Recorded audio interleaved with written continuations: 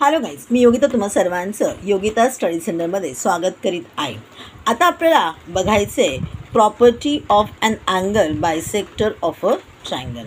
त्याच्या अगोदर आपल्याला एक ॲक्टिव्हिटी करायला सांगितलेली आहे, ज्याच्यावरून आपल्याला ही गोष्ट क्लिअरली कळणार आहे. मी ॲक्टिव्हिटी सांगते, मग हा तुम्हाला थेरम समजावून सांगते. ॲक्टिव्हिटीमध्ये काय सांगितलेलं आहे, draw triangle ABC, bisect angle B and name the point of intersection of AC and the angle bisector as D. आता जिथे आपण बायसेक्ट केलं तिकडे नाव द्यायचं आहे D. ट्रायंगल ABC काढून घेतलेला आहे अँगल Bला with the help of compass. तुम्ही जे आहे ते बायसेक्ट करून घेणार आहात आणि मग आपल्याला जो काही बायसेक्टर मिळायला नाव देणार आहात AC जिथे आपल्याला हा मिळणार आहे किंवा इंटरसेक्ट करणार काही पॉईंटला नाव देणार D. आता काय करायला सांगितलेलं आहे, मेजर द साईड्स. आपल्याला माहिती असेल, आठवत नसेल तर मी तुम्हाला सांगते. आपण डिवायडरने जे आहे ते आपण ही जी लाईन्स आहेत सगळ्याच्या सगळ्या त्या काय करून घेणार आहोत, मेजर करून घेणार आहोत. मग हे आपण पट्टीवरती बघून घ्यायचं आहे, या प्रकारे लिहून घ्यायचं आहे काय असेल ते. समजा दिलेलं 4 सेंटीमीटर अशा प्रकारे करून घ्यायचं आहे. मग आपण जेव्हा एकदा बघितलं, find AB upon BC and AD upon DC ratios मिळतील आणि ह्या दोन्हीचे रेशोज आपल्याला सारखे मिळतील. You will find that both the ratios are almost equal. म्हणजे जर 3/2 येत असेल एकाचा तर दुसऱ्याचा 3/2 येईल आपल्याला. Bisect remaining angles of the triangle and find the ratios as above. You can verify that the ratios are equal.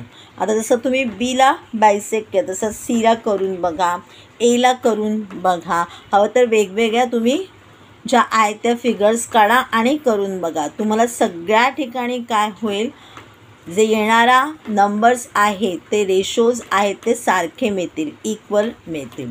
त्यावरूनच आपल्याला काय कळतं आहे,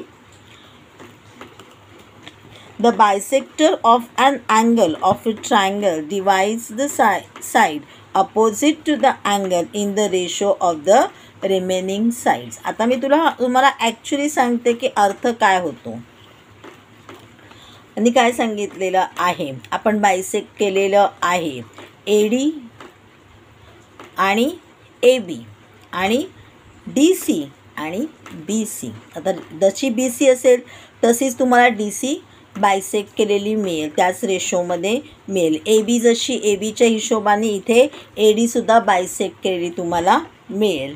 The bisector of an angle of a triangle divides a side opposite to the angle in the ratio of the remaining sides. जशा त्या sides आहेत, मोठी असेल छोटी असेल त्याचप्रमाणे तुमचा बायसेक्ट केलेला जो लाईन येणार आहे तीसुद्धा तुम्हाला छोटी मोठी ज्या रेशोमध्ये आहे त्या रेशोमध्ये मिळणार आहे.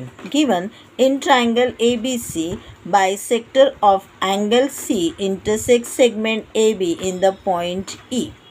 काय काय सांगितलेलं आहे, ट्रायंगल ABC आहे, Cला आपण बायसेक्ट केलं आणि तो इंटरसेक्ट होईल ABवरती, तिकडे आपण नाव देणार आहोत E, म्हणजे CE हा आपला बायसेक्टर आहे.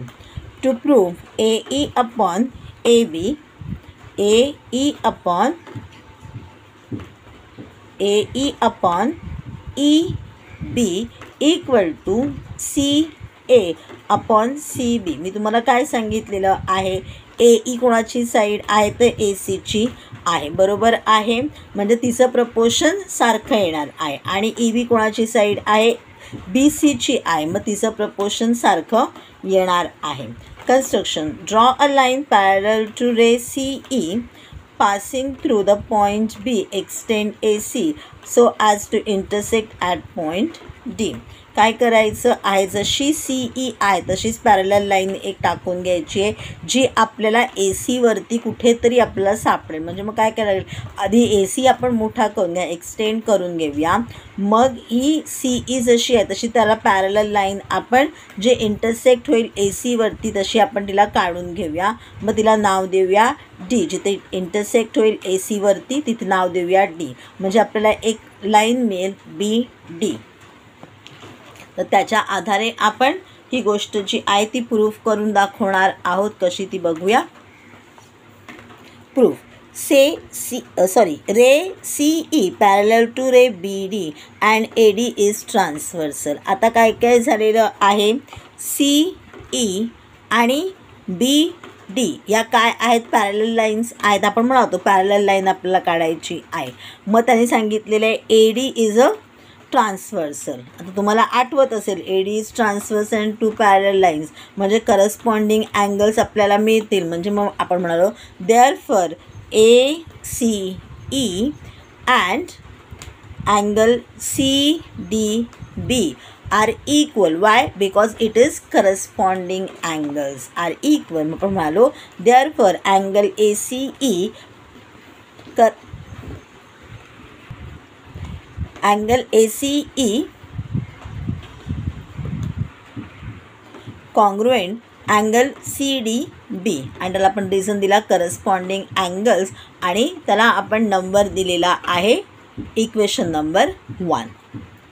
नाव टेकिंग BC इज ट्रान्सव्हर्सल. आता BC ट्रान्सव्हर्सल मानायची आहे. BC सापडली तुम्हाला, BC ट्रान्सव्हर्सल आहे म्हणजे काय होईल, आपल्याला दोन लाईन्स कोणकोणत्या मिळतील. BC जर का ट्रान्सव्हर्सल आपली असेल तर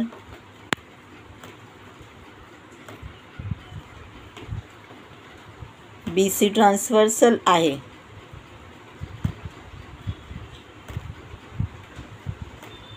म्हणजे ही आणि ही लाईन मिळेल आपल्याला पुन्हा परत. कोणती? आपली ही जी लाईन आहे पॅरलल CE आणि BD. मग त्यामुळे आपल्याला कुठला अँगल मिळणार आहे, अँगल ECB आणि अँगल CBD.